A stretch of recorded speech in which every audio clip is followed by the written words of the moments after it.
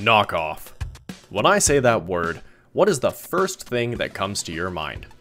Maybe you think of like a shitty copy of a really expensive bag or purse, with the word Grunchy instead of Gucci printed on the side of it. Now, to make this a little more relevant to ROMP, what if I said knockoff transformer? What do you think of then? Well, maybe something kinda like this here. This was shot at my local dollar store, where these kinds of cheapo transformers run rampant. They tend to have a generic hood chest, sideswipe-ish shape to them, but more often than not, they are based entirely on existing Transformers toys. If you're really lucky, maybe you get one that's a wholly original design, like this 5-man Dino Combiner. You know what, that's actually not bad, that's kinda cute for $4. I wound up leaving with this pair of Monotoy brand 2-in-1 robot vehicles. Transform it. Here we have John Truck and Jeff Tank. John appears to be based on the 2007 first Bayformers Legends movie Optimus, while Jeff here is based off of Cyberverse Guzzle. Excuse me? That's a deep cut. Both of these goons are pretty sad as far as Transformers toys go, but for $2 whole Canadian each, I don't really know what else we were expecting here. These bargain bin bots are always characterized by their mushy lack of detail, their disproportionate, hollow, and poorly articulated robot modes, a usually not the worst thing ever alternate mode, near zero paint applications, and thin, onion skin plastic that's so cheap feeling you could probably break it by looking at it too hard. There is never a time where one of these bots would be acceptable to own beyond as a joke. And I think the only thing we really owe these to is a sweet release from Primus's Mortal Coil. Later, nerds.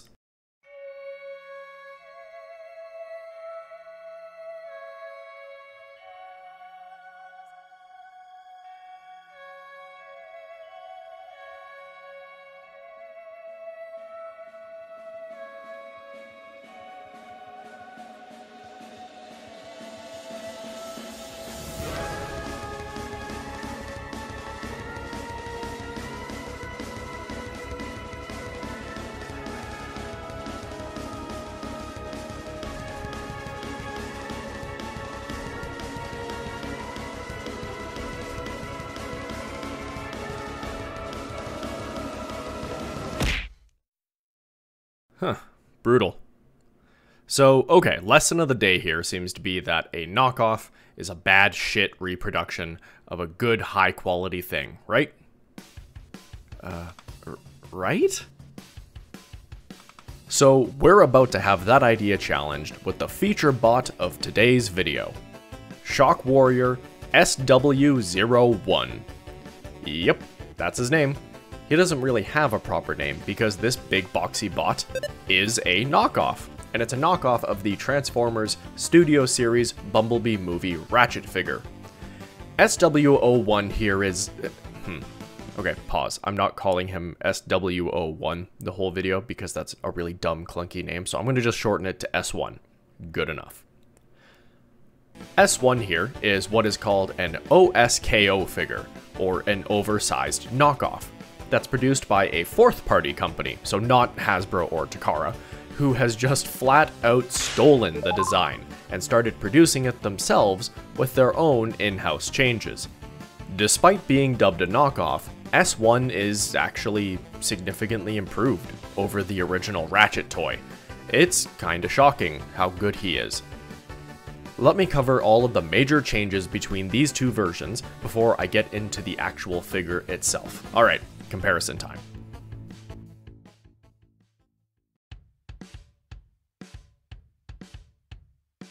When stood beside the original, the first thing you're probably seeing is the size difference.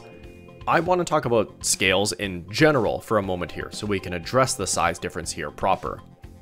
There are three major scale groups in Transformers figures, and I actually own a Soundwave in every scale, so I can use him to demonstrate. There's Legends scale, which are really small bots whose tiny stature makes them amazing for group shots. In the middle, we have Chug scale, which stands for Classics, Henkei, Universe, and Generations, which are the bots that you might find at your local Walmart or Toys R Us. These are your standard Hasbro-produced collector grade bots. And the largest, MP, or Masterpiece scale. These are the really, really high-end bots who aim to be as screen accurate as possible in both vehicle and robot mode. They're the most complex and by far the most expensive. S1 takes a figure that was designed in chug scale and brings it up to masterpiece scale. Now, 9 out of 10 times, this just wouldn't work because, well, bringing a figure up in scale, but retaining the same detail and engineering level of a smaller scale might result in a watered down, inflated, cheap-feeling bot, not unlike those knockoffs I showed at the beginning.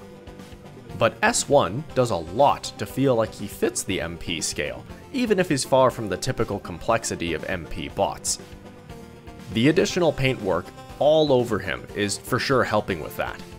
S1 has tons of additional paint applications over the original in both modes, and it really makes his details pop. The original Ratchet figure had tons of rich, techie detail that was rendered almost entirely moot by not being picked out in paint, so it kind of just blended into the mush of white plastic that guy had. Also regarding detail, since movie bots are typically very visually complex and busy, that's also helping make this guy feel fully featured at his new, larger size. So, he's bigger, he's got more paint apps, he's also got a few extra parts.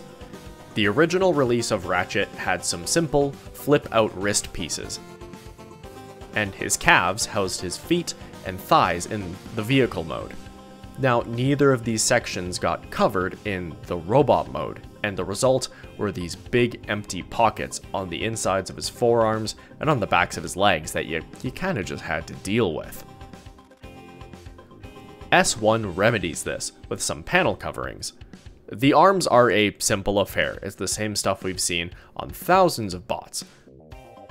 But there's another extra piece in here that gives S1 the gift of wrist articulation. Also, his hands are red.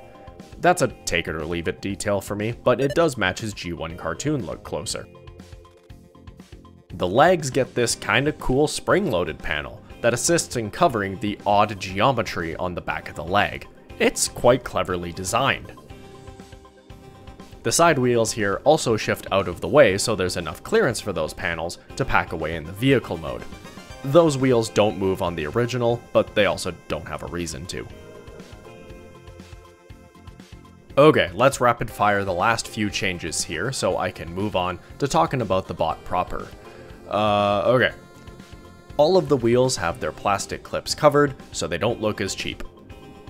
His gun is, of course, much larger to meet the scale, but this one has an LED in it that will really fuck up an eyeball if you're not careful. The thighs have been fully filled in, instead of the waffle frame that we got on the original.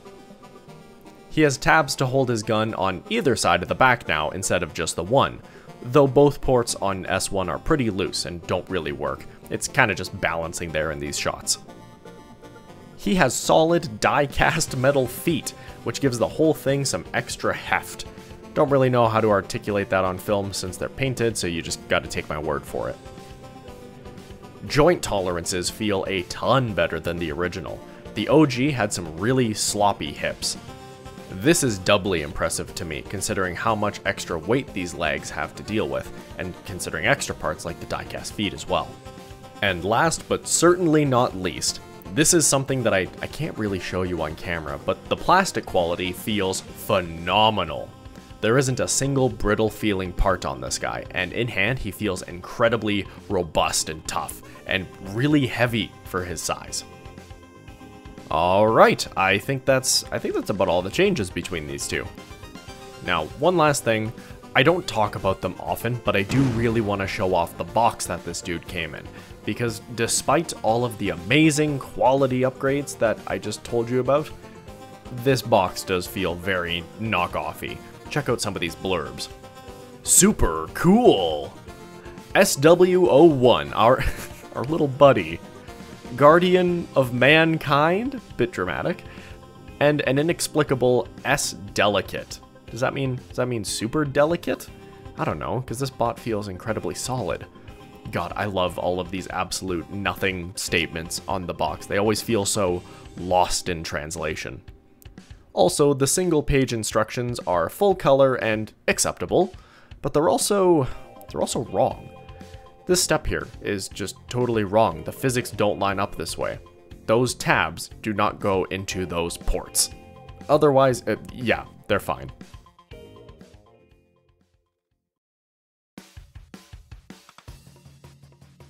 Now, let's start talking about this bot on his own merits, because, you know, you could scale up any design and add as many additional bells and whistles as you wanted to, but if the original design sucked, well, you're going to be out of luck no matter how hard you try. So, how does S1 score as a Transformers toy? Starting in his robot mode, S1 is a thick-ass bot, with some really dynamic shapes filling out his stature. Starting at the legs, as we do, he's got some big heavy die-cast feet with a pitiful amount of ankle tilt and a bit of back movement. I'll take what I can get here. Above those are his stomper calves. They have all of the lovely painted detail that was more intended for the vehicle mode since it all winds up inside the legs, but it still looks great here. The inner wheels on the legs are the ones that form the front wheels of the vehicle mode, and the outer wheels here are lies. These are some fake parts made to cheat some of the aesthetics. The real back wheels are hiding up here in his flanks. It's a weird choice, but I dig it. And of course, we get those appreciated panel coverings on the backs of the legs, completing the look. The knees have a unique cut for how they bend, and above them are some really sweet greebly details with all of the cords in there. Thighs are really a pair of capital T thighs. Oh mama. They are a lot more defined than most bots, but it doesn't feel out of place with how robust this dude's anatomy is. Since the legs collapse entirely into themselves for the transformation, he gets some super deep knees out of it. And universal hips, while standard, give him a great range of motion. Despite his thick thighs, he can still move those legs all the way forward, back, and out. We get a waist swivel here at the waist. It gets a little hindered by the lower chest, but it's not an issue if you just unhook the connection at the bottom. The chest is the front of the vehicle, and it slaps as far as chest plates go. That rich crystal blue window really helps with the spacey NASA vibe that I get from a lot of this bot. Real Astro Explorer feelings going on here. S1 has a lot of extra paint apps on the sides of the windows with some super neat, control panel-y detailing. I just love this dude's shapes, and a lot of that love is his perfectly balanced torso. The giant transformation hinges on the left and right of the window, they don't stick out too bad, but I suppose they are a little garish sitting there. His back maybe looks a little more square and panel-y than I'd like, but I guess you gotta make some concessions somewhere. His arms start with these neat shoulder pauldrons that help fill out his shoulders and give him a really pretty silhouette. I also like how the outward movement is cut out of those big square pauldrons. Elbows give you a stern 90 forward and back if you want to give him a broken arm pose, and the forearms are as big and chunky as his calves were. As previously mentioned, we get those lovely panel coverings, and his big red hands get some big old wrists. The hands are made out of a bit of a softer plastic to the rest, which was a big relief for me. I was really worried that if the plastic felt brittle, that his thumb might snap right off if I tried plugging his gun into it. And lastly, that head. This is a bit of a divisive one for some folks. It's a little gaunt, I'll give it that, but it does line up with his on-screen appearance pretty damn close. Well, actually, you know what, while I have this up, S1 lands right on the mark compared to his on-screen appearance, beyond some slight proportional changes to make the design work in the real world as a transforming toy. Big ups to Hasbro and Takara for making this one happen. That's right, I'm giving Hasbro the credit, not Shock Warrior. You made a good toy here, but you didn't make the design. To quickly touch on articulation as a whole, it's pretty darn good, but the kinda weird geometry of the whole guy can make it tricky to get a good, dynamic pose out of him. Check out the box again. They couldn't give less of a shit what pose he was on there. But yeah, this robot feels sturdy, solid, detailed, articulated, good in the hand. It's just wonderful.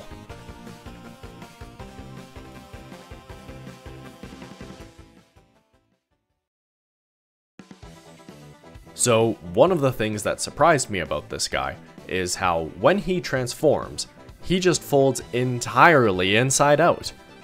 His chest explodes into a weird assortment of panels at every weird angle. And then it all reconsolidates back down to form the back half of the vehicle. The legs compress incredibly tight and become the front half.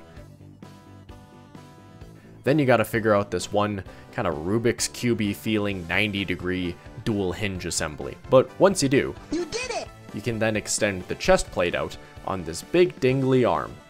It stretches way the hell over and then snaps into the front to complete the nose of the vehicle, with some really satisfying panel lineups. Last up is to close the side panels, but I want to quickly point out that on S1, they don't work that well. The original has this tab that lines up with this port here, and it snaps in dead tight to finish the transformation. S1's panel tabs were actually too big for the ports, so they would just pop right back out. I wound up just chopping those tabs off, since it doesn't affect the stability. The vehicle is held together by the shoulder tabs and the arm to feet tabs anyways. Once those panels are closed, we're left with this absolute loaf on wheels. So, Studio Series Ratchet was one of an entire wave of Bumblebee movie Cybertronian mode toys. There were some really cool behind the scenes interviews with the designers about the fact that in the movie, since we only see the bots in that brief Cybertron scene at the beginning, they don't transform and don't have vehicle modes designed for the movie. The toy designers had to come up with new alt modes for all of them. Some of them turned out really wonderful, like Brawn and Wheeljack, but others, like Soundwave here, kind of turned into a big pile of nothing. Ratchet, and by effect, S1 here, lands way on the Brawn Wheeljack end of the scale. S1's beefy robot mode compresses down, and I really want to stress the word compresses, into a lovely little space van with a big blue windshield. It's crazy how much mass this dude packs down into a near perfect tight rectangle. Again, those legs are doing some crazy work to fold up. I feel like as soon as a Transformer has a quote-unquote Cybertronian alt mode, it's just an apologist excuse to let the character turn into a big pile of nothing. But S1 here is my perfect counter-argument to that. Yeah, I know that like minivans don't exist on Cybertron, but I am just so satisfied with this vehicle mode. It still looks like something. It doesn't look like a mangled robot, it looks like a loaf of bread lunar crawler looking ass van mode, man, it's great. Again, Primus bless those designers who had to figure out the proper alt modes for all those Cybertronian robot mode designs. They really hit it out of the park. The alt mode really shows how much work all of that extra paint is doing to make this mode shine. You know I'd like to do a whole tip-to-tail analysis of this vehicle mode, but I don't know, I don't really think it's necessary. What you see is what you get. Lots of Gundam-y warning decals and indicators. That big honkin' robot chest becomes the front of the vehicle. The back cleans up really nice and has these little gumball tail lights. It's just impressive to me how uniform the whole vehicle is. And again, it feels really weighty in hand, like a cinder block. Wonderfully done little space van. 10 out of 10.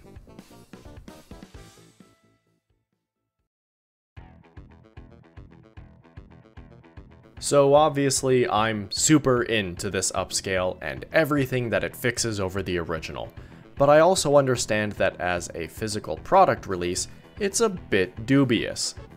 Now I'm not here whether to say what this company is doing is morally okay or not, Like, yeah, they did 100% steal this design from right under Hasbro's Has-Knows, but also I think they're sort of justifying its existence with all the additional detail work and extra parts.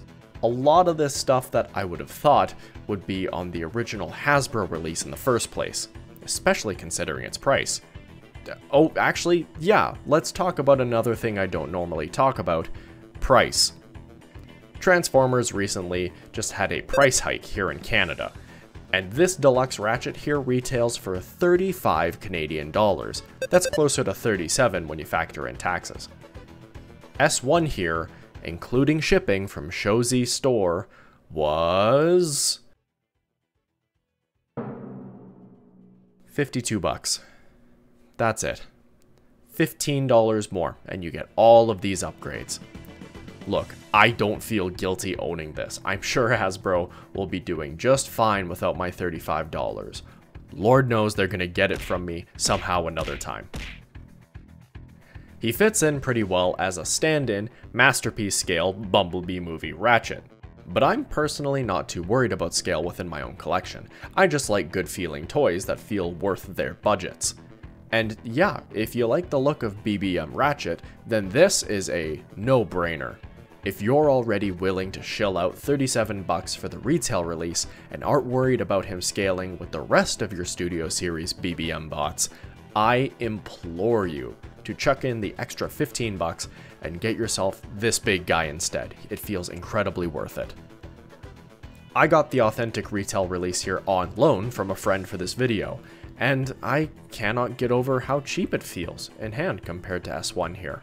It really made me rethink what I'm willing to accept from Hasbro going forward, considering that this kind of product can be made for not much more.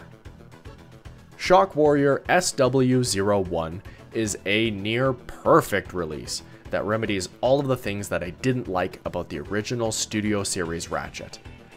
The 01 in SW-01 stands for the fact that this is Shock Warrior's first ever release, and if they continue to deliver upscaled knockoffs of the rest of the Bumblebee movie Cybertronian gang, I'm fully invested in getting myself at least another version of Wheeljack. Well, that's all for today's episode of ROMP.